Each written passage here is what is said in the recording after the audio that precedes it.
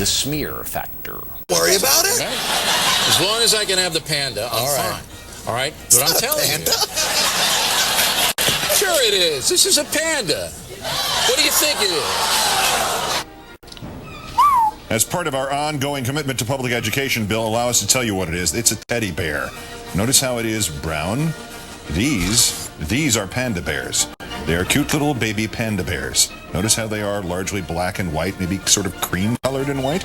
An easy mistake for someone who also thinks that America is a center-right country, that there is a war on Christmas, that an Obama presidency is scary, that a falafel and a loofah should both be applied to people of the opposite sex. Sure it is. And we do answer all questions truthfully. Richard, there's a difference in behavior, wearing a dress, which is that's behavior, right, and a person born a certain color or a certain religion. Is there not a difference?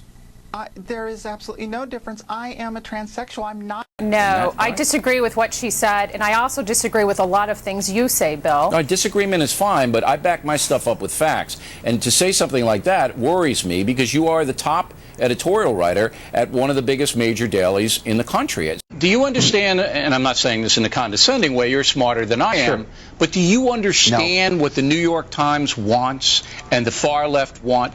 They want to break down the white Christian male power structure of which you're a part, and so am I, and they want to bring in millions of foreign nationals to basically break down the structure that we have. In that regard, Pat Buchanan is right. So I say that you've got to cap it with a number. And let me stop you here, though. The far left loathes me, and you don't get more intellectual than I am. All right? Well, they have other reasons. Harvard not master's like you. degree. But it goes to the second point. And I'm not playing a point game. I hate the finger pointing game.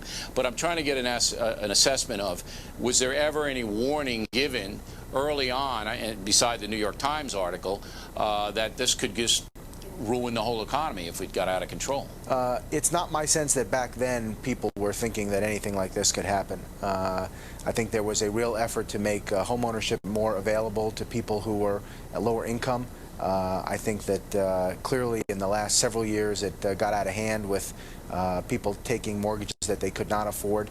And we're seeing in part the result of this. Although, you know, Fannie and Freddie have played a huge role in this. This is not just a Fannie and Freddie problem. No, I understand that, but it's a Barney Frank problem, and it's a Chris Cox problem, it's a President Bush problem. But, you know, I don't think we can ever go down this road again, and I know we can't. I hope not. Now, Barack Obama. He comes in. Well, I'm a skeptic. I'm a journalist. I mean, as well too, because the Taliban hasn't done that much attacking. The International Security Assistance Force and the American coalition have done all the attacking. So, the media is not giving the American people the true story of what's happening in Afghanistan. That's what you're telling me. I would never criticize you or your colleagues, no, but I know think there's a much better story here than is generally portrayed.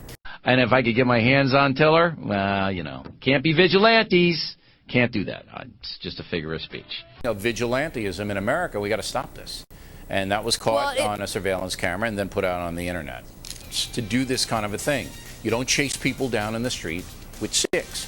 You don't shoot them in churches. And you know, we got to get that message out.